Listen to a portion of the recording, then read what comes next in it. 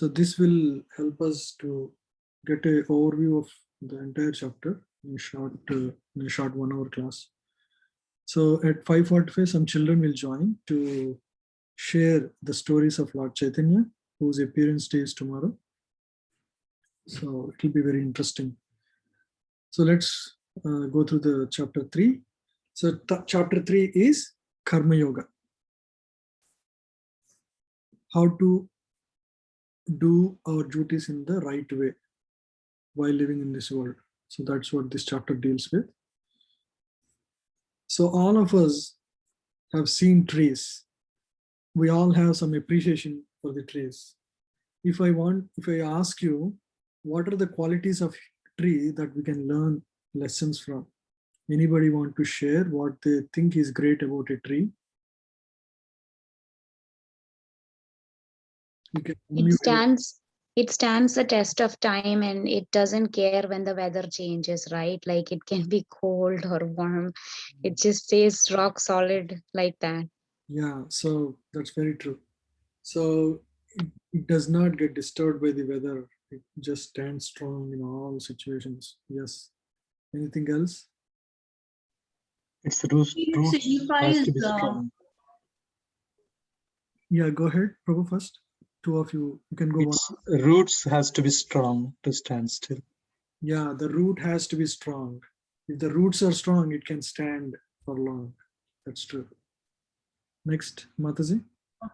I feel a tree is very humble because it always bends and gives shade and a lot of things to everyone and does not really require anything in return. So I feel it's really humble. A tree is really humble. That's true. Tree is very humble and is very detached. It only gives all its life, it only gives, but doesn't take anything from people or anything. It gives shade, shelter, fruits, but never expects the same. It burns itself under the sun, but it gives cooling shade for any passerby to stand under. So that's the one great quality. While it is suffering, just like a father might take all the suffering, but still makes sure the children are happy in his home, right? So like that, a tree tolerates while giving happiness and shelter to others. Anything else? I think you covered all very good points. Anything else?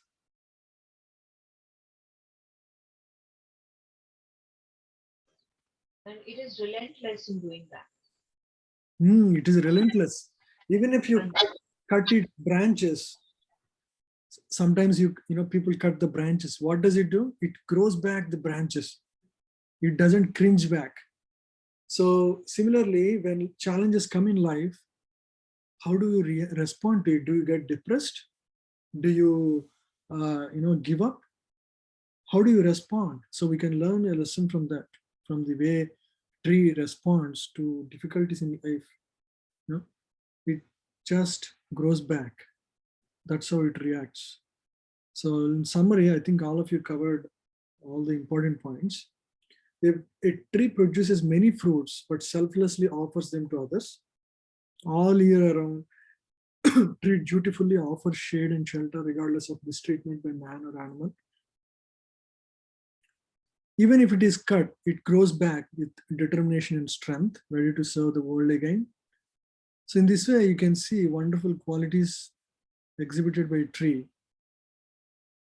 So this, the life of a tree gives profound insight into how one can live while living in this world, the art of living in this world. So these are all lessons we can learn from the life of a tree. This is exactly Karma Yoga. Karma Yoga is detached work. Sometimes you will get good results, sometimes you will not get favorable results. How do you stay strong through all those situations and perform your duties dutifully without being disturbed? Yeah, so those are the lessons we can learn. Tree is a great example to learn and practice Karma Yoga. So we use this word tree. T has the 4-letter word TREE. So the first letter corresponds to T for Tyaga, right? Second letter R corresponds to rungs of the yoga ladder, which we'll discuss, which are discussed in this chapter. So the 4 letters of tree, T, R, E, E, we can use that to remember the entire chapter, the 4 sections that this chapter has. The first section refers to renunciation, Tyaga. So the whole context for this chapter, the way this chapter sprouted as a question from Arjuna is, so in the chapter 2, while Krishna explains Gita in a nutshell, so one of the verse where Krishna, says, Durena hi avaram karma. Durena hi avaram karma. Let me show you the verse.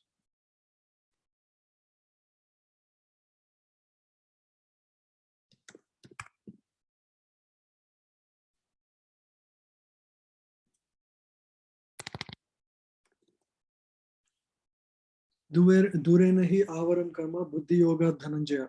Buddhav sharanam anvichya kripana falahetava. O Dhananjaya, keep all abominable activities far distant by devotion service, and in that consciousness surrender unto the Lord. Those who want to enjoy the fruits of their work are misers. So when Arjuna hears this verse, where he says, Krishna says, give up all abominable activities. So everybody can interpret what is an abominable activity according to what they think is abominable. So Arjuna interpreted fighting against his family members is an abominable activity.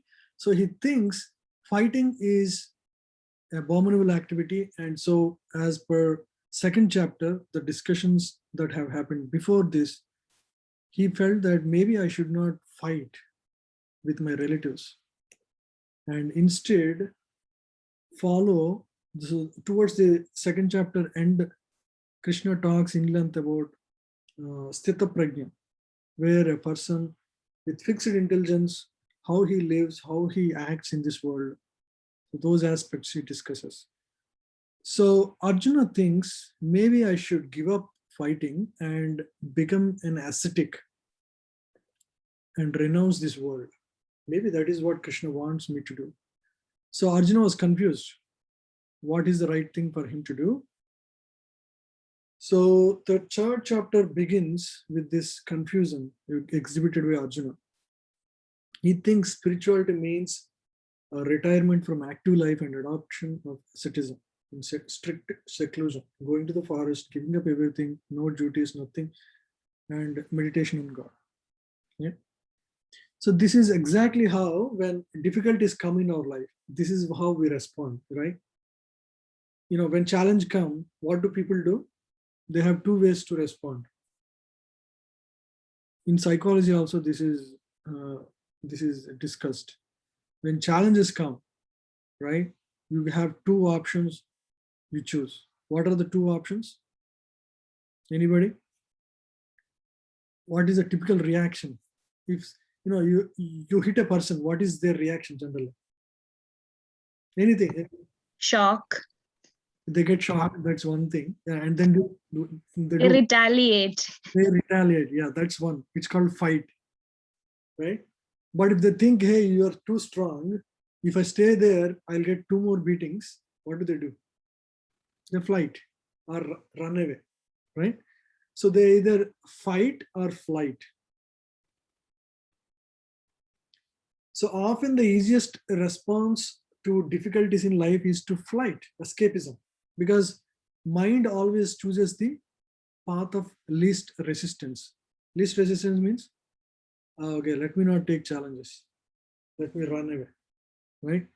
So Arjuna also, in a way, doesn't want to go through all this fight. He doesn't want to kill his relatives. So he wants to take the easy route. So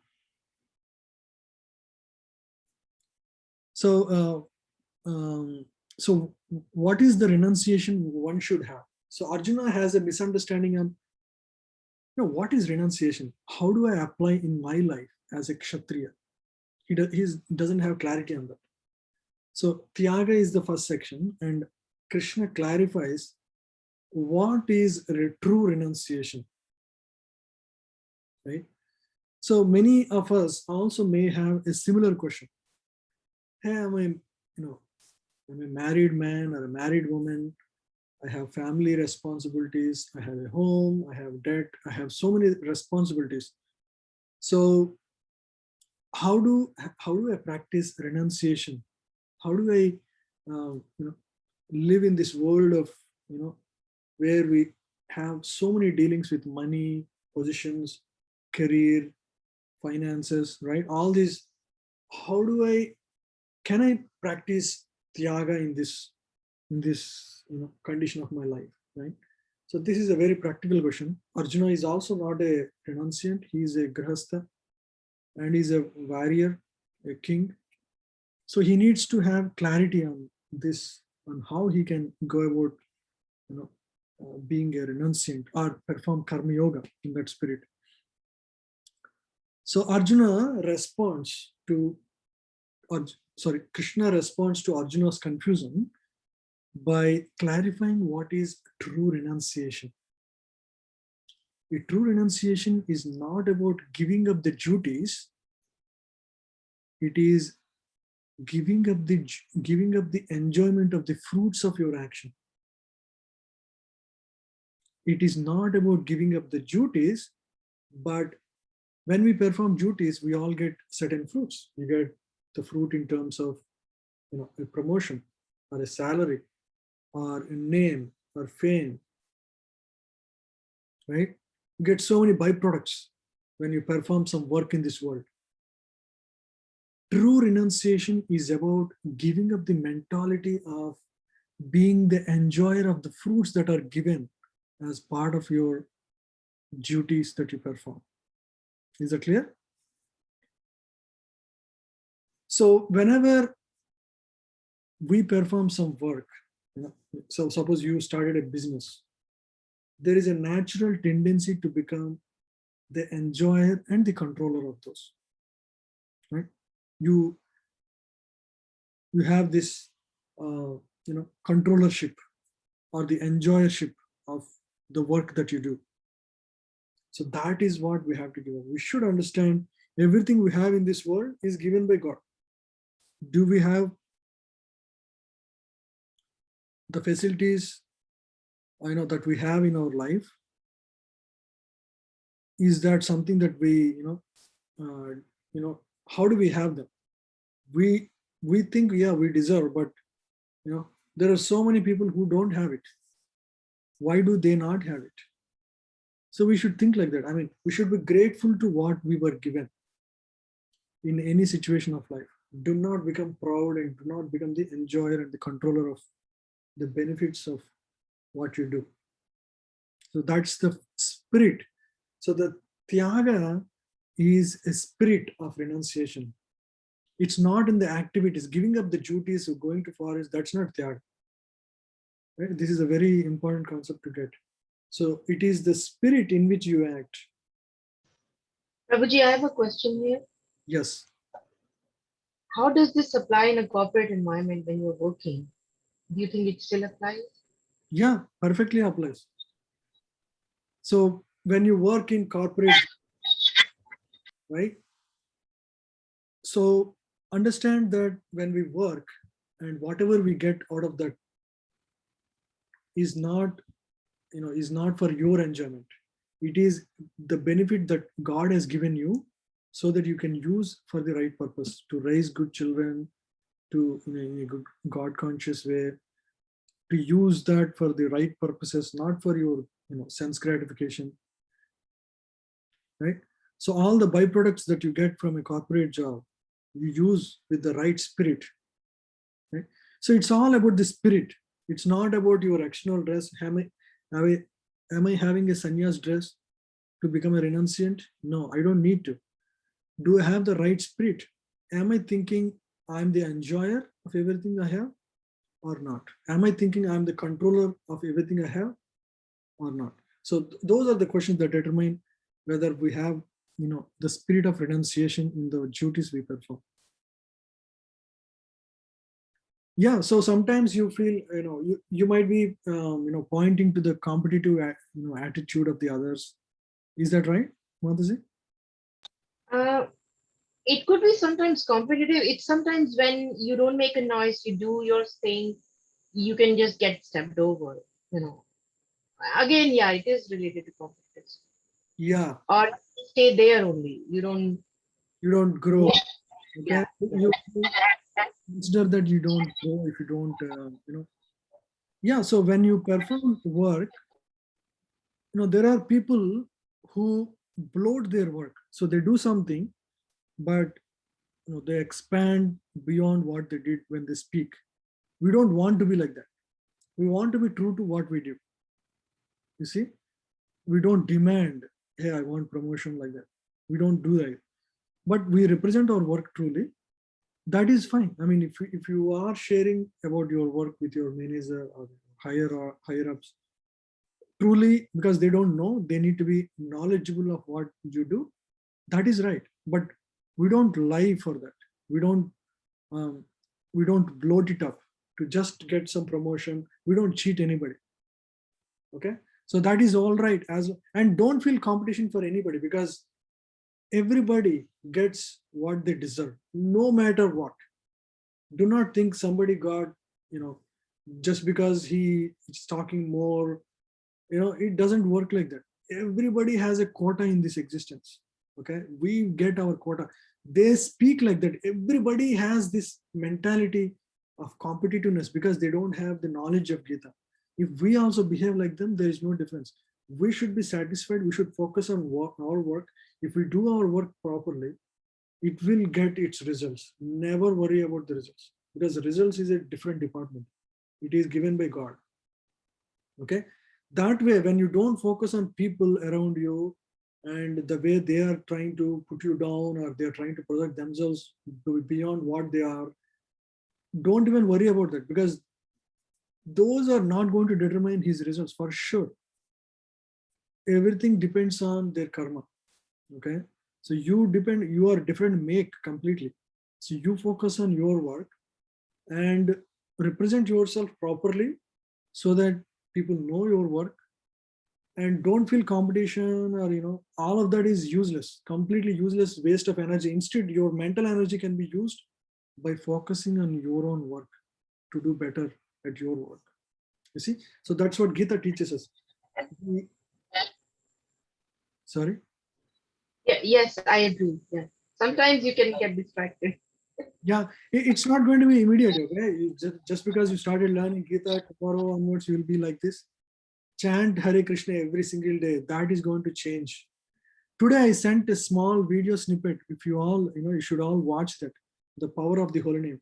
It was by a great saint, Gaur Govind Swami. He passed away in 1990s, but he was a very saintly man, and he used to chant every single day, with so much focus. He's fully self-realized. So here, that short snippet I sent in the video link. Okay, let's move on. So the second section, now we understood, okay, what is true renunciation? Renunciation is not about giving up the work, but rather, the spirit to enjoy the fruits of the work that we should give up. That is the true renunciation. Now the second section of Gita, of third chapter, from verses 10 to 16, cover the various rungs of yoga ladder. The yoga ladder is, so all the yogas that we are aware of. What are the yogas that we are aware of? Sakama Karma Yoga, Nishkama Karma Yoga, Jnana Yoga, Bhakti Yoga. All these are various yogas. They are not different processes, independent processes to achieve God, but they are layered one over the other. I have a completely different presentation on how actually, they're all in a staircase way. So Karma Yoga falls the bottom. Above that is Jnana Yoga. Above that is Bhakti Yoga. They are not independent paths to God. They are actually stair steps to the, to achieving perfection in life. And ultimately, the highest of all yogas is Bhakti Yoga. So, yeah, so to work without any selfish motivation whatsoever is undoubtedly an advanced stage of spiritual realization. So thus Krishna explains how to progress to such a level. So he describes this yoga ladder with different rungs which represent progressively higher levels of understanding. So we'll see what those rungs are in this next. So at the top, or the lowest of all is animalistic life. A person is living at the level of an animal, the lowest level. So what is the goal of a life of such a people? Simply enjoyment. Material enjoyment is the only goal of their life. So they have no spiritual inclination, no faith in God, very, very unregulated in their lifestyles. They can be very civilized, polished, could be educated, may have PhDs, master degrees, or a big businessman. Doesn't matter. But unfortunately, the way they live in their life is completely based on their central goal is sense gratification. Enjoy the senses. Right? So that is the lowest of all. Even though he is a human, having a human body, but he is living on the level of an animal. Because animals do what? 4 things: eat, sleep, mate, and defend. And if a person does the same thing, human being also focuses on eating nicely. Animals may eat on the, in the jungles, on the floor. You may eat in a nice, 5-star hotel. But, as long as you do the same activities as animals, your life is no better than animals. Your enjoyment is also no better than an animal. Human life has a much higher potential. You don't realize it as a animalist, living at the animalistic consciousness. So that's the lowest. The sole interest is material enjoyment. Above that animalistic life is karma kanda, where one still desires material enjoyment, but tries to achieve via religious observances. So he's still very inclined to enjoy life. He has so many desires to fulfill in this world, but he has faith in God. The first category doesn't have faith in God. Karma kanda people have faith in God. So they call brahmanas, or they do some, if not, they just do it at home by studying some scriptures. This Durga puja, or that puja, this puja. They do so many pujas so that their goal is they want some money, they want some children, or they want some good marriage, some material benefit. This is, most people think the purpose of going to temple is to seek something from God. It's like a business deal. So that is the level of karma kandis. This level is called karma kanda. They have their goal is material enjoyment. They have some faith in God. So they also worship God for the purpose of achieving sense gratification. Higher than karma kanda level of people is sakama karma yogis. Sakama karma yogi means, hey, this material enjoyment that I'm trying to pursue is ultimately temporary. And whatever I'm trying to achieve, that's not giving me satisfaction. I thought, oh, maybe I should study in IIT and then become happy. I studied, still there are new things to achieve. There are so many dreams to still run after. There is no fulfillment. Then I married. I thought, I'll be settled, happy.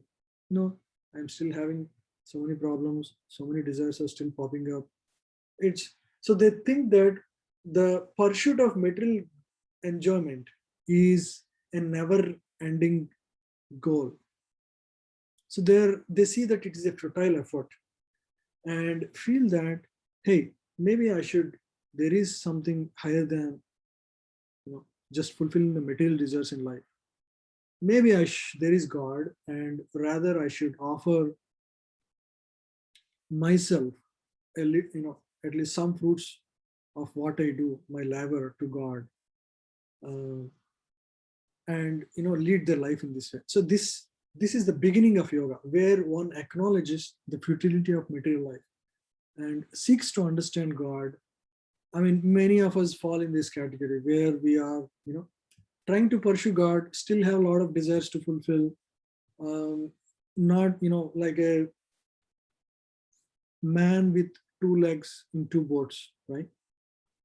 Trying to, juggle both sides of, sense gratification as well as pursuing spiritual path.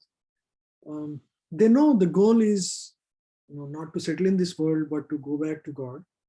But they are not purified enough to actually give up their sense gratificatory desires fully. So they are yogis on the way, or in the path. So it's called sakama, means kama is there still, but they are yogis because they're trying to slowly understand the futility of material existence and want to pursue the the path of God or spirituality. So that is sakama karma yoga. When one starts, so in this level, one would start practicing spiritual life seriously. They would start chanting, they would start hearing Bhagavad Gita, and then slowly, as they advance over the period of time, they would become nishkama karma yogi, means they perform actions not for their satisfaction, but for the satisfaction of God, right? They would try to simply try to acquire minimum necessities of life. They don't hanker for achievements in this world. Hey, I didn't get promotion, so this is not what is running in their mind. They want to actually pursue after God seriously.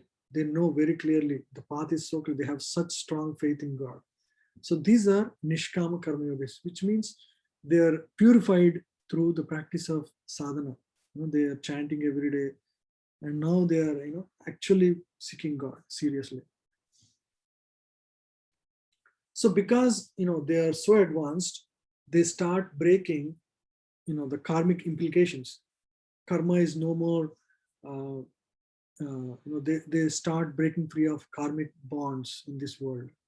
So as they free up themselves, ultimately they would completely freed of everything, and they go back to God, right? Achieve spiritual perfection.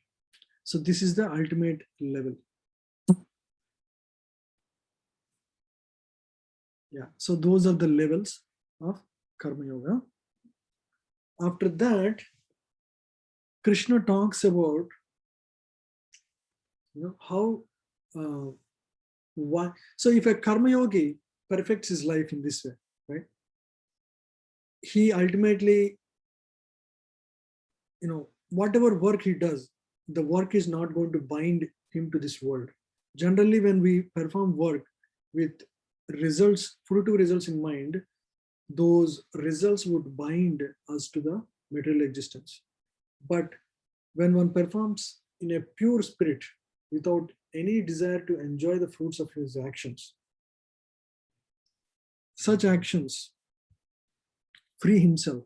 At that point in time, all the actions that a karma yogi performs are going to set good examples for the world, because they perform these actions without, with no spirit of enjoyment, right? So do they need? So Arjuna's question is, if a person achieves perfection through karma yoga, do they really need to continue working? Why can't they simply retire and meditate on God? Because their actions are anyway not going to create any bonds, and they have no desire to work as such for their own enjoyment. So is there any purpose for them to work? Krishna says, hey, they should really work. In fact, King Janaka, the father of Mother Sita, achieved perfection through this way, through Karma Yoga. So by these people, the Karma Yogis, when they perform work in this world, they set great example for everybody to follow. Because everybody wants to see good examples around them. And when they see these great examples of Karma Yogis who perform work without any attachment, without any controllership, or a great yogi, when he performs work, it's such an example. It's just worth watching. So, why should they perform work? They should perform work so that they can set a great example for everybody to follow. And then Arjuna asks his final question. Krishna, what is that, while performing work in this world, there is some force within each of us, right, that make us act improperly and against my own good intelligence. Even though I want to perform in the right spirit, still it seems that there is some force within all of us that makes us work against our own good intelligence. What is that force? Anybody remembers from what we discussed? What is the real enemy of the soul in this world? Lust. Ego. Yeah, ego. Lust, right? Lust. Lust, yes. Lust is the right word. What is lust? Anybody? What is the word lust? Means? Lust means... Desire to get it. Desire to get it, whatever it may be. Yeah. Selfish desire to get something. The irresistible desire to get something for one's enjoyment. See, that's also a very important aspect. If you want to get a good land for Krishna's temple, that is not lust, that is love. So there is, again, the purpose defines what that is, right? The root cause of, the real enemy of everybody in this world is lust. Lust is the true enemy of this world. The inherent quality of everyone is love, right? All of us want to love and be loved. That's the true nature of all of us. Especially when we receive unconditional love, means a person who loves us without any conditions, that becomes the most satisfying situation, isn't it? And this is the exact relation between us and God also, unconditional love. When we have unconditional love towards God, like Mirabai, or any of these great souls like Prabhupada, they have unconditional love towards God. So that is the true expression of the soul.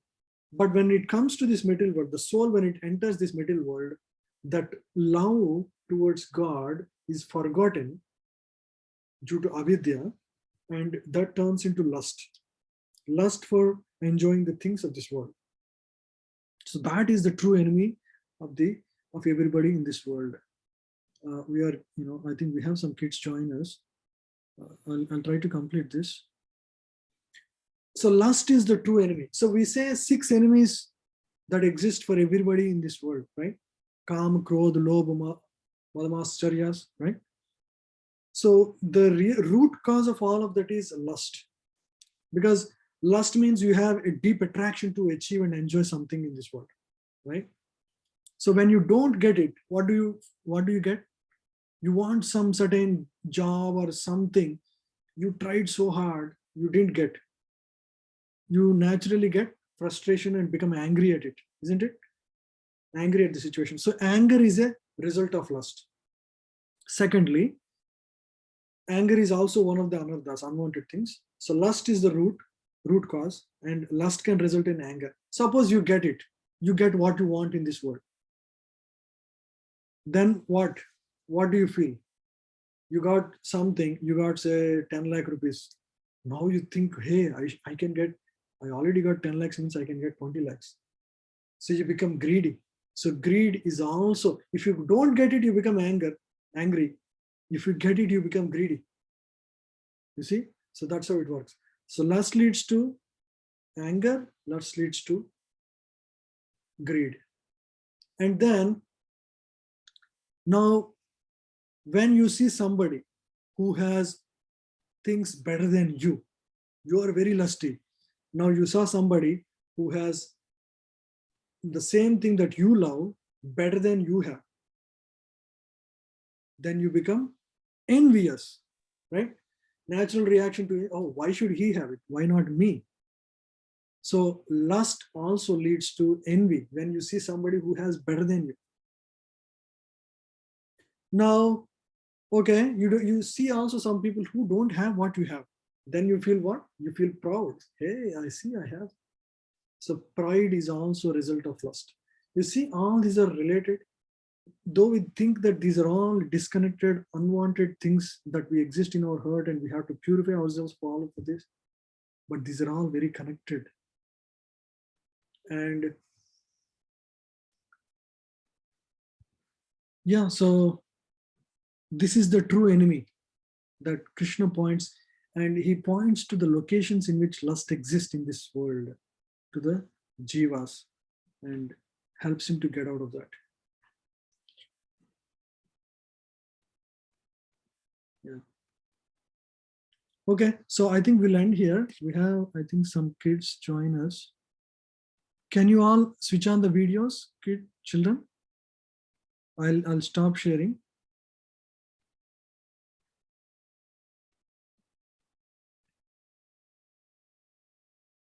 You can share. So we have 3 children join us. Are you all ready? Tulasi?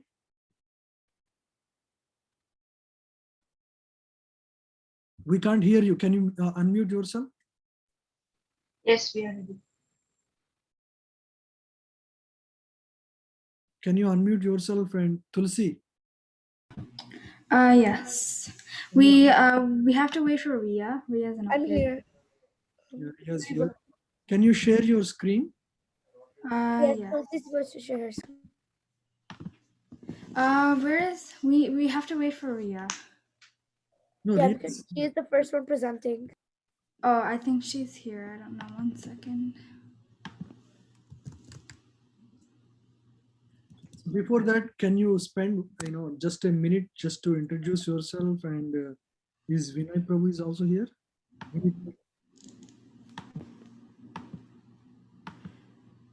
Just maybe take 1 minute and introduce yourself.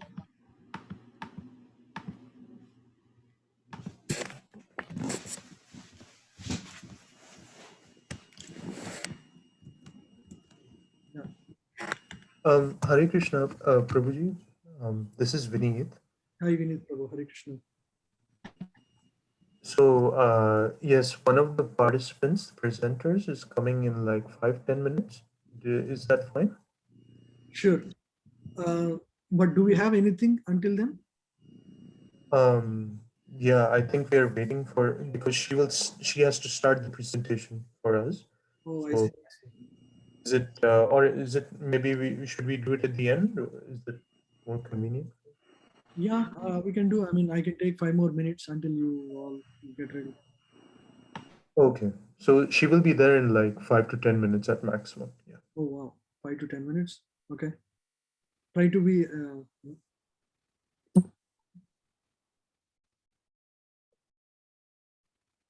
So this is the true enemy of every of conditioned souls in this world. So if you have any questions, we can discuss at this point. So we discussed the 4 sections of 3rd chapter, in short summary. Anybody has any practical questions on, the enemy, the example, any of these aspects that we discussed so far?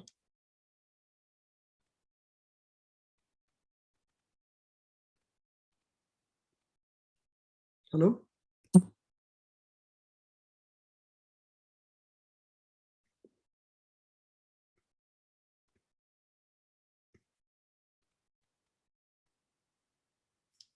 Is everything very, very clear? 100%? No doubts? Prabhuji, I have a question, like regarding this lust, like you chant the name and you chant the mantra, and how do you practice you believe in the principles? How do you practice with the patience? Sometimes you lose patience. Mhm. Yeah. So how do you have faith, basically, isn't it? Yeah, yeah. Sometimes you lose faith. Lose faith. Um, So in the beginning, because we are, when we start, especially spiritual life, the faith is very weak. So over a period of time, or as we associate with devotees, our faith increases slowly and slowly. Our faith increases. So the solution to increase our faith is association. The solution for I got distracted. So the solution for improving our faith is association, asking questions. Many times we have certain questions, certain doubts. If we don't reach out to a person who is like a teacher, or another person from the temple who is knowledgeable of these, our doubts would slowly grow and destroy our faith. So we should have the faith that this process is going to work, because we have seen in the past there are many great examples of acharyas who have gone through the same rigor and achieved perfection in their life, right? Especially within our Guru Parampara, many saintly people have come in the past several centuries going back. So it's not the historical record of last 100 years. We have historical records of at least 5,000 years. So through the ages, people have achieved perfection just by practicing this chanting of the holy name, and studying Gita, understanding the purpose of life, and thereby achieving perfection. So such examples give us the faith. And when we still have faith, so we have to practice the system properly, through effective chanting. And when we do those things as prescribed, the prescribed things, just like when you take medicine with appropriate diet, the disease gets cured. Similarly, the material disease that we all have, so the anarthas that we have, they will slowly dwindle away as we practice, as we steadily keep our faith. So that's why it's important to attend these classes. This is going to re-inspire us, because every week we need charging of our batteries, right? Just like we charge our mobile phone every day. So material world and material energy works against the spirit of this soul. So over the week, we're going to dampen our spiritual propensities. So we keep reinvigorating on a daily basis through chanting, and on a weekly basis through attending classes. Okay, so is that making sense? Yeah. So have faith that this is a perfect process that has stood the test of time over many centuries and even thousands of years. So it is going to work. It is matter of myself adopting to it, right? And then seeing the results myself in my own experience. So that's why I share these, today I shared that video. You can see that saint, how he is able to speak with such conviction and faith. So when he speaks, it's a different level of conviction and faith. When I speak, it's a different level. When everybody of us have certain level of faith. So look at his conviction. The video I shared today. Just look at his conviction and how convinced he is about the holy name. How then we can see, hey, actually this works. When we see these great renunciants actually speak with their realizations. Yeah. Anything else? Any practical questions that you have, about your work? Or so these discussions are supposed to lead us to discussing, the situations that we come across in our practical day-to-day life, and find answers, through these lessons, right? So if you have any other questions in general, also we can discuss at this point. Prabhuji, I have a question, Hare Krishna. So here it talks about the easiest response, right? Like fight or flight. What if you do neither and you have been patient for years and still like, like you, then the question is like, how long do you, if people, like if there are like things that are happening and it's completely like wrong, right? Adharma. How long do you stay patient?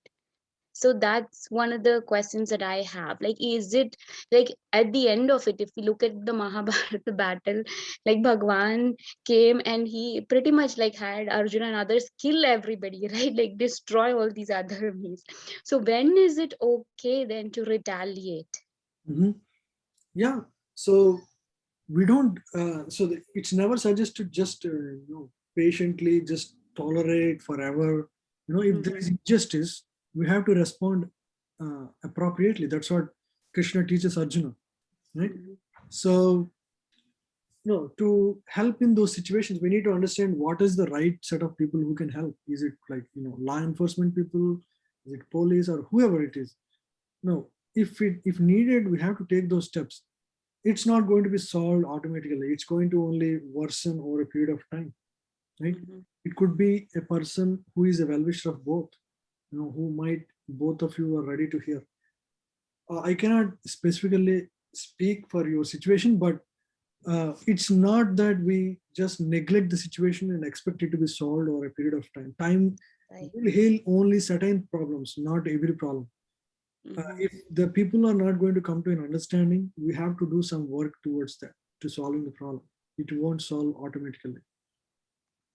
Time will heal the differences, but not The problem itself, right? Yeah, I agree, Prabhuji. I do have like specific like details and questions. I can take that offline with you, but it just like these problems keeps resurfacing and the root cause is like similar or same, right? And I've been patient like for like years, but then and I think this is because of my karma. This is because like I probably did something horrible in the past life, like I'm paying the sins, right? Like that's how I've been dealing with all this. But then you get to a point where like you see all this and then you're like, how long do you just tolerate, right? And be patient, and what is it still okay to just, like you said, right, seek help to like make it better? That's true. Yeah. We should solve it at some point. We expect patients to help some to some degree. If it's not helping, yeah, take the next step. Not going to just just accept things as they are and just keep tolerating forever without solving it. That's not the way Krishna Arjuna even responded. Yeah. Makes sense. Thanks. Hare Krishna. Right. Anything else? Prabhuji, you mentioned the byproducts of lust, like pride, greed, and anger.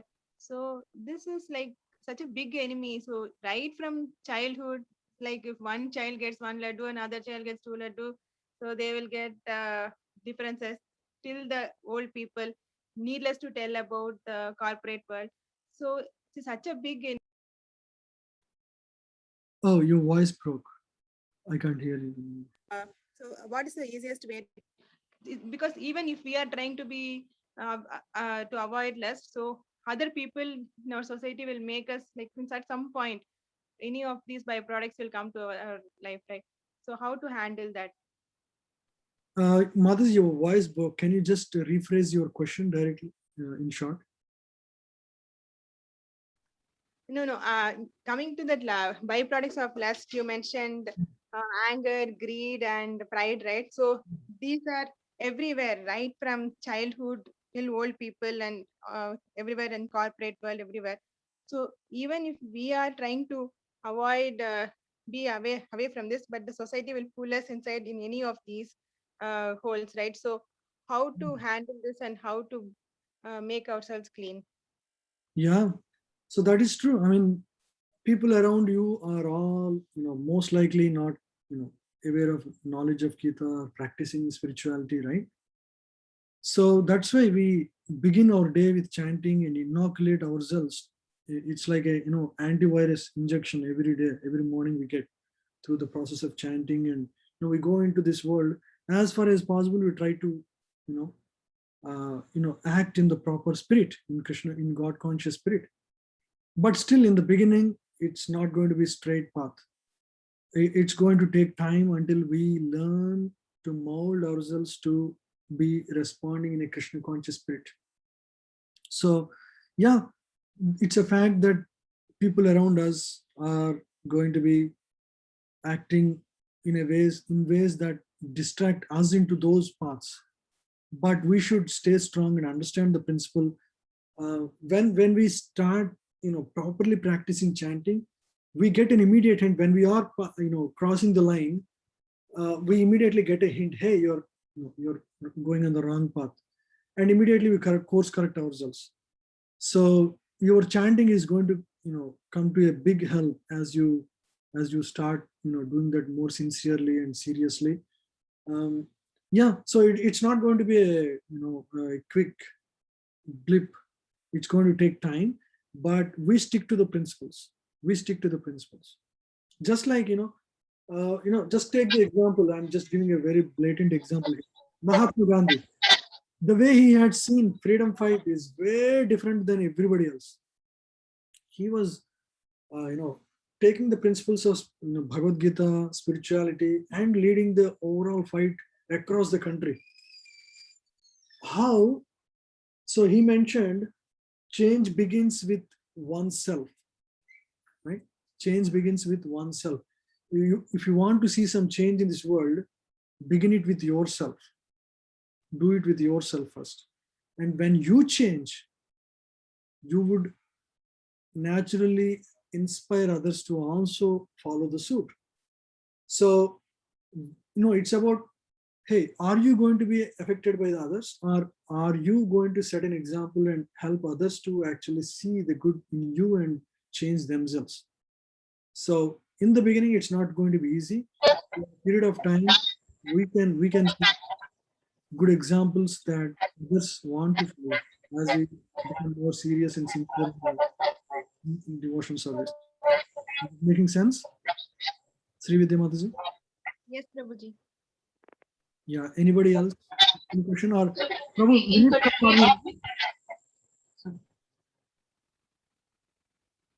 Vinit Prabhu, are we ready? Tulsi, are you ready? Yes, our group is ready. Okay, good.